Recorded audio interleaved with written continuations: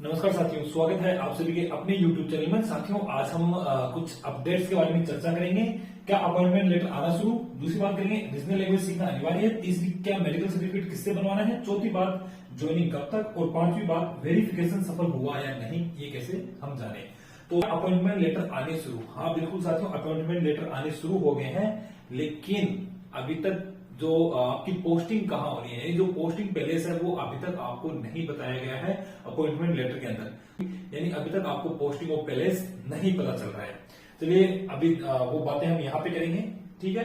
तो देखते हैं क्या अपॉइंटमेंट लेटर आने शुरू, हाँ बिल्कुल साथियों, अपॉइंटमेंट लेटर आने शुरू हो गए, बहुत सारे कैंडिडेट्स को अपॉइंटमेंट लेटर मिल भी गए हैं। इसके अलावा मैं आपको बता दूंगा, अगर आपको अभी तक अपॉइंटमेंट लेटर नहीं मिला है तो प्लीज अपने जीमेल के अंदर, मोस्टली जीमेल ही चलाते हैं या याहू मेल है जो भी है, तो जीमेल के अंदर जो स्पैम बॉक्स है,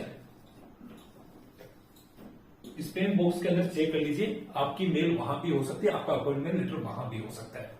चलिए साथियों, रीजनल लैंग्वेज सीखना अनिवार्य है क्या, इसके ऊपर हम 2 दिन पहले चर्चा कर चुके हैं। एक स्क्रीनशॉट वायरल हुआ था और मैंने कहा भी था कि 95% स्क्रीनशॉट ये मुझे सच लग रहा है, मुझे झूठ नहीं लग रहा है, ठीक है। ये बातें मैंने की थी उस टाइम भी, मैंने कहा था कि रीजनल लैंग्वेज सीखना आपके लिए कंपलसरी होगा, तो बिल्कुल जो अनिवार्य है, बिल्कुल अनिवार्य है, रीजनल लैंग्वेज आपको सीखनी पड़ेगी। यानी जिस स्टेट के अंदर आपको पोस्टिंग मिलेगी उसी स्टेट के अंदर आपको रीजनल लैंग्वेज उसकी सीखनी पड़ेगी। इसमें घबराने की टेंशन नहीं है। मैं 2 साल आसाम में रहा हूं, बिना किसी परिश्रम के, बिना किसी मेहनत के मैं अखोमिया लैंग्वेज सीख गया था, अखोमिया भाषा, ठीक है।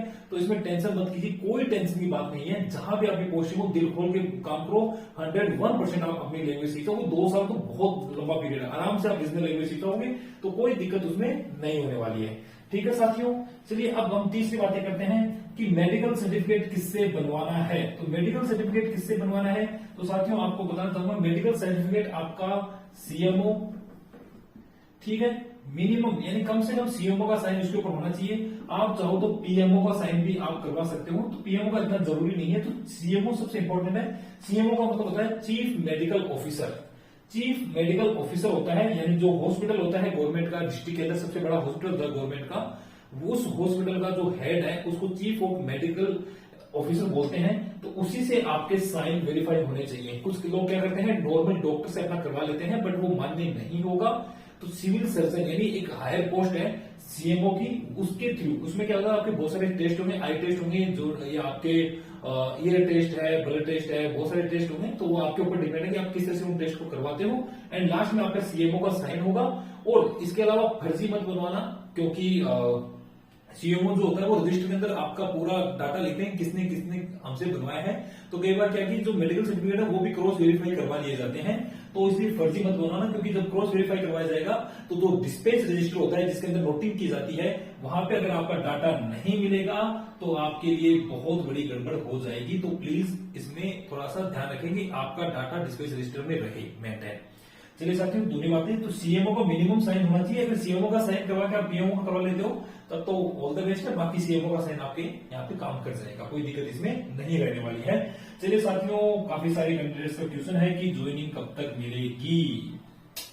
मैं ये सोच रहा था कि जिनका डॉक्यूमेंट्स वेरिफिकेशन सफल हो गया है उनको तो कम से कम ज्वाइनिंग दे ही देंगे, बट ऐसा नहीं हुआ साथियों, ज्वाइनिंग नहीं दी गई है। और उसमें यह है कि जब आपका जो मेडिकल सर्टिफिकेट है और जो सारे डॉक्यूमेंट्स है वो वेरीफाई हो चुके हैं, अच्छे से हो चुके हैं, उसके बाद आपको पहले से पोस्टिंग आपको दी जाएगी, कुछ ऐसा सुनिए मेरा। बाकी मुझे ऐसा लगता है कि जो आपकी ज्वाइनिंग है वो 4 से 5 दिन में, मेरा जहां तक अनुमान है कि जैसे आज कितना हो गया, 12 हो गया ना, तो 20 तारीख तक, लास्ट 8 दिन, तो 20 फरवरी तक आपको पोस्टिंग के ऑर्डर मिल जाएंगे, ठीक है। अपॉइंटमेंट लेटर आपको मिल गया है, 20 फरवरी तक आपको पोस्टिंग के जो पैलेस है वो आपको मिल जाएगा, ठीक है। तो मेंटली प्रिपेयर रहिए।